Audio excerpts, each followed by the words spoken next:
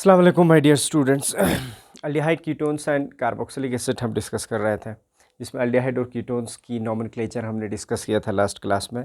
आज की क्लास में हम पढ़ेंगे electronic structure of carbonyl group. Electronic structure of carbonyl group. Carbonyl group. अब देखो, लास्ट की क्लास में मैंने आप लोगों को कार्बोनिल ग्रुप के बारे में बताया था, चाहे वो अल्डिहाइड हो, ठीक, चाहे वो कीटोन हो या कार्बोक्सिलिक एसिड हो या कार्बोक्सिलिक एसिड के डेरिवेटिव्स हो, इन सब में कॉमन चीज़ क्या होती थी? Carbonyl group. कॉमन चीज़ क्या थी? Carbonyl group. और किसको कहा था कार्बोनिल ग्रुप? कार्बोनिल ग्रुप जिसमें कहते हैं C double bond O group को हमने कार्बोनिल ग्रुप कहा था। ठीक है, अब हमें क्या करना है? इसी कार्बोनिल ग्रुप की इलेक्ट्रॉनिक स्ट्रक्चर को डिस्कस करना है। ठीक है ना। अब देखो, ये जो कार्बोनिल ग्रुप है जिसको सी डबल बॉन्ड ओ से क्या कर रहा हूँ मैं? रिप्रेजेंट कर रहा हूँ। ठीक है ना।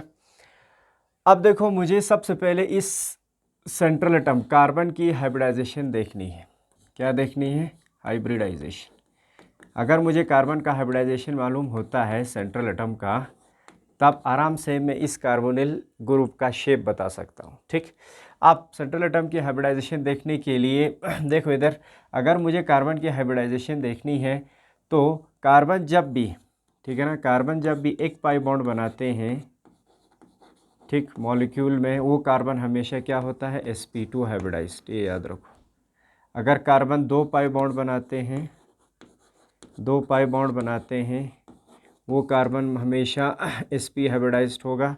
अगर वो कार्बन जो कोई भी पाई बॉन्ड नहीं बनाता, ज़ीरो पाई बॉन्ड, ठीक है ना, तो उस कार्बन की हाइब्रिडाइजेशन हमेशा sp3 होता है। ठीक, एक छोटी सी एक टेक्निक है, और साथ ही साथ एक हमारे पास शॉर्टकट फार्मूला भी है, जिसकी मदद से हम क्या कर सकते हैं? किसी भी एटम की मॉलिक्यूल के अंदर क्या देख सकते हैं? हम क्या निकाल सकते हैं? Central atom. वो कैसे हाइब्रिडाइजेशन कैसे निकालते हैं? स्टेरिक नंबर से। हमें उस एटम का, अगर मुझे कार्बन की हाइब्रिडाइजेशन देखनी है कार्बोनिल ग्रुप में, तो मुझे क्या करना पड़ेगा? इसका स्टेरिक नंबर निकालना पड़ेगा, Sn। ठीक है ना, steric number. Steric number carbon का निकालने के लिए अब मुझे देखना है कार्बन कितने सिग्मा बॉन्ड बनाते हैं, और साथ ही साथ कार्बन पे कितने लोन पेयर है। एक चीज़ पता हो, तो यहाँ पे ये वाली जो बॉन्ड है, पहली बॉन्ड हमेशा सिग्मा होती है। यहाँ पे कार्बन ऑक्सीजन के बीच में दो बॉन्ड है, दो में से एक बॉन्ड तो सिग्मा हो गया, first bond is always a sigma bond. इसके बाद जो बॉन्ड बचेगा वो क्या होगा? पाई बॉन्ड होगा। ठीक, अब ये यहाँ तो सिर्फ एक ही बॉन्ड है, तो ये सिग्मा बॉन्ड होगा, और ये क्या होगा? Sigma bond. ठीक है ना। तो यहाँ पे कार्बन कितने सिग्मा बॉन्ड बना रहे हैं? नंबर ऑफ सिग्मा बॉन्ड 1 2 और 3, 3+। और कार्बन पे कोई लोन पेयर है ना? क्यों? अब देखो, कार्बन का जो एटॉमिक नंबर है वो 6 मीन्स, अगर कॉन्फ़िगरेशन देखें तो 2 और 4। ठीक है ना। तो वैलेंस इलेक्ट्रॉन 4 है, 4 में से एक देखो यहाँ पे बॉन्डिंग में इन्वॉल्व है, एक यहाँ पे बॉन्डिंग में इन्वॉल्व है, एक यहाँ पे बॉन्डिंग में इन्वॉल्व है, एक यहाँ पे बॉन्डिंग में इन्वॉल्व है। मीन्स कहने का मतलब ये है, कार्बन का जो 4 बैलेंस इलेक्ट्रॉन था, 4 का 4 किस में इन्वॉल्व है? बॉन्डिंग में। दैट मीन्स कार्बन पे कोई भी लोन पेयर अवेलेबल नहीं है। मीन्स लोन पेयर नहीं है, तो 3+0, तो स्टेरिक नंबर कितना हो गया? 3। अगर स्टेरिक नंबर 3 आ जाता है, दैट मीन्स कौन सी हाइब्रिडाइजेशन हो गई? sp2। क्यों? क्योंकि एक s ऑर्बिटल और 2 p ऑर्बिटल, टोटल 3 आ गए ना। ठीक, इस तरह से देखेंगे हम। जब भी स्टेरिक नंबर 3 आएंगे तो sp2 होगा, अगर स्टेरिक नंबर 4 का तो होना sp3 चार्गोस। ठीक, और इसी तरीके से हम ऑक्सीजन का भी निकाल सकते हैं हाइब्रिडाइजेशन।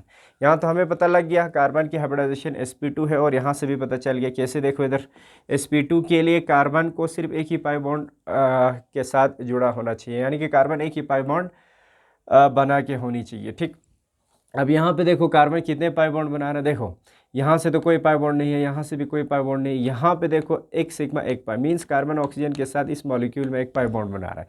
जब भी कार्बन एक पाई बॉन्ड बनाते हैं, उस कार्बन की हाइब्रिडाइजेशन हमेशा मत sp2। ठीक, यहाँ से भी पता लग रहा है, और स्टेरिक नंबर से भी हमें पता लग रहा है कि कार्बोनिल कार्बन की हाइब्रिडाइजेशन sp2 है। ठीक, अब मुझे अगर ऑक्सीजन का निकालना है, तो अगेन मुझे स्टेरिक नंबर निकालना पड़ेगा। ऑक्सीजन कितने सिग्मा बॉन्ड बना रहे हैं? कार्बन के साथ एक सिग्मा बॉन्ड, 1+। ऑक्सीजन पे कितने लोन पेयर है? अब चूंकि ऑक्सीजन का जो एटॉमिक नंबर है वो है, ऑक्सीजन के लिए Z का वैल्यू क्या है 8 और कॉन्फ़िगरेशन 2 और 6, वैलेंस इलेक्ट्रॉन सम तो 6 में से 2 बॉन्डिंग में इन्वॉल्व है, 1 2, ठीक है ना। बाकी कितने बचे? बाकी 4 बचे। 4 कहाँ क्या होगा? ऑक्सीजन पे होगा in the form of 2 lone pair. तो लोन पेयर कितने आ गए ऑक्सीजन पे? 2, 1 प्लस 2 लोन पेयर है तो टोटल कितने आ गए? 3। अगेन ऑक्सीजन का भी हाइब्रिडाइजेशन क्या है? sp2। कौन सी हाइब्रिडाइजेशन है? sp2। ठीक, अब देखो एक चीज़ का था क्लियर। सो कार्बोनिल ग्रुप की अगर हम स्ट्रक्चर की बात करेंगे, ठीक है ना, central atom, central carbon atom की हाइब्रिडाइजेशन क्या है? sp2 है। sp2 होने की वजह से ये कौन सा शेप देगा? ये ट्रायंगुलर प्लेनर शेप। जब भी कोई भी एटम sp2 हाइब्रिडाइज्ड स्टेट में होगा हमेशा, ठीक है ना, sp2 हाइब्रिडाइज्ड ऑर्बिटल का शेप क्या होता है? ट्रायंगुलर प्लेनर, ठीक है ना। अब इसको कैसे डिस्कस करेंगे? देखो इधर, अगर मैं कार्बन की बात करूं, Z का वैल्यू कार्बन के लिए 6 है। अगर मैं कॉन्फ़िगरेशन देखूं 1s2, ठीक है ना, 2s2, 2p, शाबाश 2px1, 2py1, 2pz0। ठीक, अब यहाँ से क्या होगा? ये कार्बन की 1s2, 2s2, 2px1, 2py1 and 2pz0। यहाँ से एक इलेक्ट्रॉन क्या होगी? एक्साइट होगी इस वाले एम्प्टी ऑर्बिटल में। क्या होगा? इसको मैं नहीं लिख रहा हूँ क्योंकि ये इनर शेल है, मैं वैलेंस शेल की बात कर रहा हूँ, ठीक है ना, क्योंकि बॉन्डिंग में सिर्फ वैलेंस शेल के इलेक्ट्रॉन ही पार्टिसिपेट करते हैं। अब यहाँ से क्या होगा? अब 2s में कितने इलेक्ट्रॉन बचे? एक ही, और ये कहाँ शिफ्ट हो गई ये वाली इलेक्ट्रॉन? ठीक है ना, Mt2pz में। ठीक, 4 हाफ फील्ड ऑर्बिटल हो गई। अब कार्बन किस हाइब्रिडाइज्ड स्टेट में है? sp2 में। समझ गए ना? अगर sp2 हाइब्रिडाइज्ड स्टेट में है तो एक s ऑर्बिटल के साथ 2 p ऑर्बिटल आपस में क्या होगी? इंटरमिक्स होगी। इंटरमिक्स होके 3 इक्विवेलेंट सेट बनाएंगे और तीनों इक्विवेलेंट सेट को क्या कही जाएगी? sp2, sp2 और sp2। क्लियर? तीनों में एक एक इलेक्ट्रॉन ऑक्यूपाई। ठीक, अच्छा, ये 3 sp2 हाइब्रिडाइज्ड ऑर्बिटल कैसे रहेंगे? प्लेन पे ही रहेंगे तीनों इस तरीके से। देखो ये बोर्ड मेरे पास प्लेन है, अब इस प्लेन पे मैं तीनों क्या कर रहा हूँ?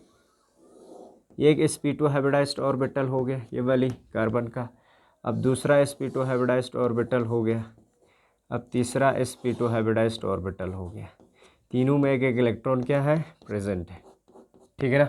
अब ये जो अनहाइब्रिडाइज्ड p ऑर्बिटल है ये तो मिक्स नहीं हो रहा है, दिस इज अनहाइब्रिडाइज्ड, जिसने हाइब्रिडाइजेशन में पार्टिसिपेट नहीं किया, अनहाइब्रिडाइज्ड p ऑर्बिटल।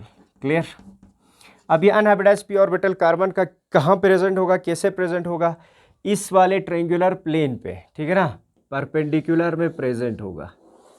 इस तरह प्रेजेंट होगा परपेंडिकुलर में। और ये वाली कौन सी ऑर्बिटल है? इसमें भी एक इलेक्ट्रॉन ऑक्यूपाई है, देखो इधर। और ये इस प्लेन पे, सपोज मेरा हाथ है, ये लाख पाओ, ये लाख पे गंगाजुक बस स्किल पे कहना सेंटर था से ट्रायंगल चिकचुआंग उधर 3 लाइन, ठीक है ना। अब देखो ये जो अनहाइब्रिडाइज्ड एक p ऑर्बिटल है 2pz, अब ये इसी सेंटर पे क्या होगा? इस प्लेन पे परपेंडिकुलर में होगा। बेसिकली बोर्ड बुद्ध जो दुख दे, अगर मैं बोर्ड को ऐसे टिल्ट करता हूँ, ठीक है ना, तो प्लेन हो गया। अब इस प्लेन के सेंटर पे अनहाइब्रिडाइज्ड p ऑर्बिटल इस तरीके से क्या है? परपेंडिकुलर में, ऑर्थोगोनल 90 डिग्री पे। क्लियर? चलो एक चीज़ का बता सो अर्गोस, ये वाली बोर्ड यानी कि sp2 sp और sp2 ये 3 ऑर्बिटल प्लेन पे लाई कर रहे हैं। और कितना एंगल, कितने एंगल पे? शाबाश, sp2 हाइब्रिडाइज्ड ऑर्बिटल, ठीक है ना, तीनों sp2 हाइब्रिडाइज्ड ऑर्बिटल्स को मैक्सिमम एंगल कितना मिलता है? Maximum angle 120 degree. कितना मिलता है? 120 डिग्री। तो एक चीज़ का नाम पता सो, लेकिन अब यहाँ पे सेंटर पे क्या है? कार्बन। फिर इसके बाद देखो इधर एक sp2 हाइब्रिडाइज्ड ऑर्बिटल का है दूसरा और ये तीसरा। फिर अनहाइब्रिडाइज्ड p ऑर्बिटल क्या होगी? इस प्लेन पे परपेंडिकुलर में होगी। मुझे बताओ ये एंगल कितनी होगी? 120 डिग्री। ये वाली एंगल भी कितनी होगी? 120 डिग्री। और ये वाली एंगल भी कितनी होगी? 120 डिग्री। ठीक, क्लियर? अब सेंट्रल एटम का मुझे शेप पता लग गया, क्या है? Triangular planar. अब देखो मैं कार्बोनिल ग्रुप का स्ट्रक्चर बना रहा हूँ। सबसे पहले कार्बन की मैं बात करूँगा। अब कार्बन किस स्टेट में है? sp2 हाइब्रिडाइज्ड स्टेट में है। 3 हाइब्रिड ऑर्बिटल कार्बन का 120 डिग्री पे, ठीक है ना, ट्रेंगुलर प्लेन पे लाई कर रहे हैं, sp2 sp2 और sp2। क्लियर। यहाँ पे तीनों sp2 हाइब्रिडाइज्ड ऑर्बिटल में एक इलेक्ट्रॉन प्रेजेंट है, ठीक। और अनहाइब्रिडाइज्ड p ऑर्बिटल क्या है, इस प्लेन पे परपेंडिकुलर में है और इसमें भी एक इलेक्ट्रॉन प्रेजेंट है। So this orbital is unhybridised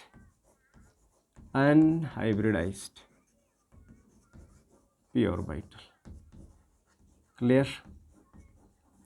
अब ये किसके साथ ओवरलैप कर रहा है, किसके साथ बॉन्डिंग हो रही है, ऑक्सीजन के साथ, ठीक।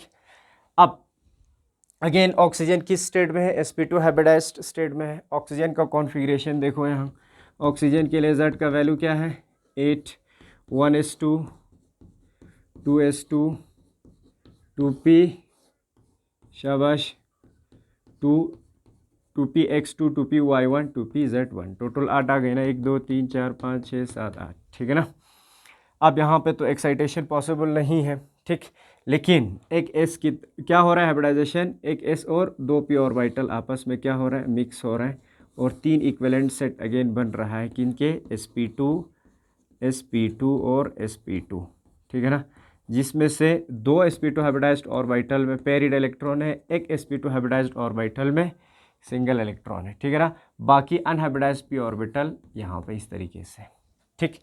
अगेन इसका शेप भी क्या होगा, जब sp2 है तो ट्रायंगुलर प्लेनर होगा इस तरीके से। ये ऑक्सीजन का sp2 हो गया है, इस sp2 ऑर्बिटल में क्या है, एक इलेक्ट्रॉन प्रेजेंट है, मैं इसकी बात कर रहा हूँ, सिंगल इलेक्ट्रॉन जो कि ओवरलैप करना है one of the sp2 orbital of carbon, ठीक। अच्छा, ये दूसरा sp2 ऑर्बिटल हो गया, ये तीसरा sp2 ऑर्बिटल हो गया। इन दोनों sp2 ऑर्बिटल्स में पेरिड इलेक्ट्रॉन है, lone pair of electrons each, ठीक है ना। और अनहाइब्रिडाइज्ड p ऑर्बिटल जिसमें एक इलेक्ट्रॉन है, वो इसी पे अगेन क्या होगा, परपेंडिकुलर में, इसी प्लेन पे, ठीक है ना। ये ऑक्सीजन का क्या है, अनहाइब्रिडाइज्ड p ऑर्बिटल, ठीक। अब ये दोनों क्या करेंगे, आपस में साइड वाइज ओवरलैपिंग करेंगे। जब भी साइड वाइज ओवरलैपिंग होती है, सो साइड वाइज ओवरलैपिंग की वजह से, लेटरल ओवरलैपिंग की वजह से जो बॉन्ड बनता है, इंटेंसिली दुख पाई बॉन्ड, और यहाँ पे sigma through axial overlapping, head on overlapping की वजह से बॉन्ड बनी है, सिग्मा बॉन्ड हो गया। क्लियर। अब यहाँ पे क्या है, कार्बन का एक हाफ फील्ड ऑर्बिटल है, ये किसके साथ ओवरलैप करेगा, ये दूसरे ग्रुप के साथ, ठीक है ना। इसको मैं एक ग्रुप मान रहा हूँ जनरली, इस ग्रुप के बदले क्या हो सकता है, हाइड्रोजन हो सकता है, अल्काइल हो सकता है, एराइल हो सकता है, और दूसरा कोई ग्रुप हो सकता है, ठीक है ना। यहाँ से भी क्या होगा, ठीक है ना, दूसरा ग्रुप ओवरलैप करेंगे, ठीक। ये ग्रुप अगेन क्या हो सकता है, हाइड्रोजन, अल्काइल, एराइल, ठीक है ना, ये सारी चीज़ें हो सकते हैं, ठीक। अब अगेन यहाँ पे क्या हो रही है, एक्शियल ओवरलैपिंग, ये भी सिग्मा बॉन्ड है और ये भी क्या है, सिग्मा बॉन्ड, ठीक। तो out of 3 sp2 hybridised orbital of carbon, जिसमें से 2, ठीक है ना, ग्रुप्स के साथ या हाइड्रोजन के साथ या कार्बन के साथ, ठीक, या नाइट्रोजन के साथ क्या कर रहे हैं, सिग्मा बॉन्ड बना रहे हैं, और एक ऑक्सीजन के sp2 हाइब्रिडाइज्ड ऑर्बिटल के साथ सिग्मा बॉन्ड बना रहा है, और unhybridised p orbital side wise overlapping करके एक पाई बॉन्ड बना रहे हैं। तो एग्जैक्ट स्ट्रक्चर देखो इधर, ये ऑक्सीजन हो गई, ठीक। अब इस कार्बन के पास क्या है, अनहाइब्रिडाइज्ड p ऑर्बिटल, ऑक्सीजन के पास भी क्या है, अनहाइब्रिडाइज्ड p ऑर्बिटल। क्लियर। अब इस बॉन्ड को मैं क्या कहूँगा, जो यहाँ बन रहा है, दिस बॉन्ड इस सिग्मा बॉन्ड, और ये बॉन्ड भी क्या है, सिग्मा बॉन्ड है, और ये बॉन्ड भी क्या है, सिग्मा बॉन्ड, और पाई बॉन्ड यहाँ से बन रहा है, ये वाली, ठीक। ये पाई बॉन्ड हो गई, और ऑक्सीजन पे क्या है, लोन पेयर, एक यहाँ पे और दूसरा इस ऑर्बिटल में लोन पेयर। इसको मैं दूसरे तरीके से बना रहा हूँ, कार्बोनिल कार्बन हो गया, ऑक्सीजन, ये जो पाई बॉन्ड है ये above and below the inter nuclear, ये इंटर न्यूक्लियर एक्सिस है, दोनों एटम के न्यूक्लियस का जो एक्सिस है, इसके अबव और बिलो होता है पाई बॉन्ड, ये वाली, ये दो, ठीक है ना। और इसको सिग्मा बॉन्ड में कहूँगा, ये सिग्मा बॉन्ड और ये सिग्मा। तो कार्बन टोटल 3 सिग्मा बॉन्ड बना रहे हैं कार्बोनिल ग्रुप में, ठीक। 2 ग्रुप्स के साथ या हाइड्रोजन के साथ या कार्बन के साथ, एक ऑक्सीजन के साथ, और साथ ही साथ एक पाई बॉन्ड बना रहे हैं ऑक्सीजन के साथ, ठीक। और ऑक्सीजन पे क्या है, लोन पेयर, ठीक। अब एक चीज़ देखो यहाँ पे, अगर मैं इस कार्बोनिल ग्रुप की बात करूँगा, कार्बन और ऑक्सीजन के बीच में डबल बॉन्ड है। अगर मैं इस बॉन्ड का नेचर, ठीक है ना, कार्बन कार्बन डबल बॉन्ड के नेचर से कंपेयर करूँ तो क्या दोनों सेम हो सकता है? नहीं हो सकता। क्यों नहीं हो सकता? क्योंकि कार्बन कार्बन के बीच में जो डबल बॉन्ड बनी है, जो बॉन्ड प्रेजेंट है, वो दोनों कार्बन के बीच में, अब कार्बन कार्बन की इलेक्ट्रोनेगेटिविटी दोनों की सेम है, तो बीच वाली इलेक्ट्रॉन ना इस तरफ शिफ्ट होगा ना इस तरफ शिफ्ट होगा, बल्कि एग्जैक्टली दोनों के बिल्कुल बीच में होगा, जिस वजह से न इस पे पार्शियल पॉजिटिव चार्ज ना इस पे पार्शियल पॉजिटिव चार्ज क्रिएट होगा। मीन्स यहाँ पे कार्बन कार्बन डबल बॉन्ड का नेचर क्या है? Non polar. क्या है? Non polar. चार्ज सेपरेट नहीं हो रहा है दोनों एडजेसेंट एटम्स पे। लेकिन अगर मैं यहाँ पे इस डबल बॉन्ड की बात करूँ, क्योंकि ये डबल बॉन्ड कार्बन और ऑक्सीजन के बीच में, एक चीज़ इतना पता हो, तो oxygen is more electronegative, second most electronegative element in the periodic table, और कार्बन इज कंपैरेटिवली इसके कंपैरिजन में लेस इलेक्ट्रोनेगेटिव है। तो फिर क्या होगा? ये वाली जो बॉन्ड है ये ज़्यादा किसकी तरफ शिफ्ट होगा? जिसकी इलेक्ट्रोनेगेटिविटी ज़्यादा है, जिसकी खींचने की टेंडेंसी ज़्यादा है। तो this particular electron, the electron present between carbon and oxygen is more shifted towards oxygen. किसकी तरफ शिफ्ट होगा? ऑक्सीजन की तरफ शिफ्ट होगा, जिस वजह से ऑक्सीजन पे पार्शियल नेगेटिव चार्ज जनरेट होंगे और कार्बन पे पार्शियल पॉजिटिव चार्ज क्रिएट होगा। ठीक है ना? उस वजह से मॉलिक्यूल यानी कि कार्बोनिल ग्रुप क्या बन जाएगी? पोलर बन जाएगी। अब यहाँ पे क्या हुआ? चार्ज सेपरेट हुआ। ठीक है ना? क्यों हुआ? Because of the electronegativity difference between carbon and oxygen, and because of this polar character of the bond between carbon and oxygen क्या होता है? This carbonyl group is a resonance hybrid of the two resonating structures. ये permanent अब structure नहीं हो सकता, ये real structure नहीं हो सकता। क्यों नहीं हो सकता? रियल स्ट्रक्चर के लिए ये डबल बॉन्ड है, परमानेंटली कार्बन ऑक्सीजन के बीच में रहना ज़रूरी है। जबकि ये ऑक्सीजन की तरफ शिफ्ट हो रहा है, तो अब क्या होगा? अब जो कार्बोनिल कार्बन का जो पाई बॉन्ड है, अब ये लूजली हेल्ड है, तो ये मोर इलेक्ट्रोनेगेटिव एटम की तरफ क्या हो जाएगी? शिफ्ट हो जाएगी, जिस वजह से मुझे और एक रेजोनेटिंग स्ट्रक्चर इसके मिलेंगे। कौन सी? शाबाश। ऑक्सीजन पे नेगेटिव चार्ज, इस पे पॉजिटिव चार्ज। ना ये परमानेंट स्ट्रक्चर हो सकता है, कुछ टाइम के बाद ये दोबारा वापस आ सकता है यहाँ। ठीक है ना? मीन्स दो रेजोनेटिंग स्ट्रक्चर, एक फर्स्ट और second, none of the two resonating structure is the real structure of carbonyl group. नहीं है, ना ये रियल स्ट्रक्चर है ना ये रियल स्ट्रक्चर, बल्कि रियल स्ट्रक्चर क्या होगा?